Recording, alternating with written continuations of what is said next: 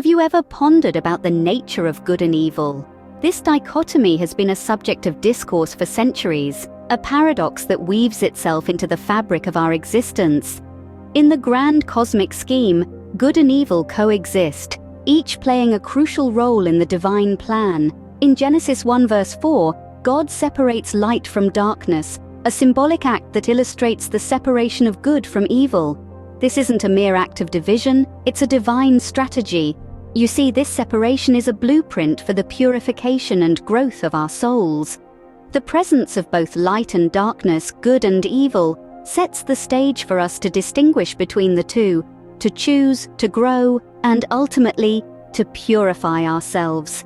It's through this divine design that we are offered the opportunity to perfect our souls. Understanding good and evil is the first step towards the purification of our souls. Often we misinterpret the essence of certain actions and label them as evil.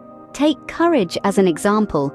In the Gospel of John, chapter 2, verses 14 to 16, we see Jesus driving merchants from the temple.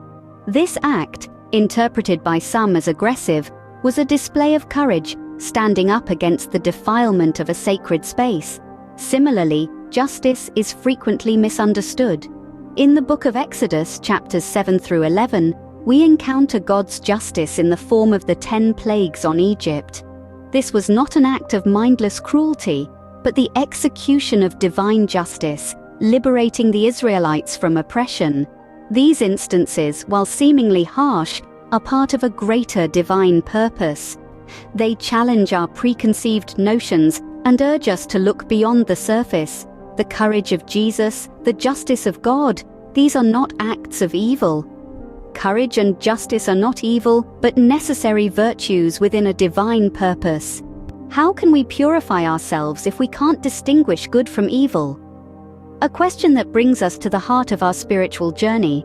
Recognizing and understanding both light and darkness, good and evil, are the stepping stones on the path to purification.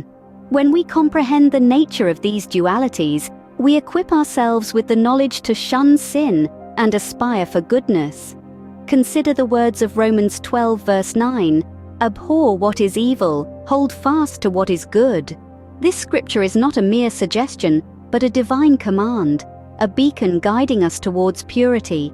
As we grow in this understanding, we find that our courage is not evil, but necessary, and our justice, not a punishment, but a gift of freedom. The divine purpose is always at work, refining us and perfecting us.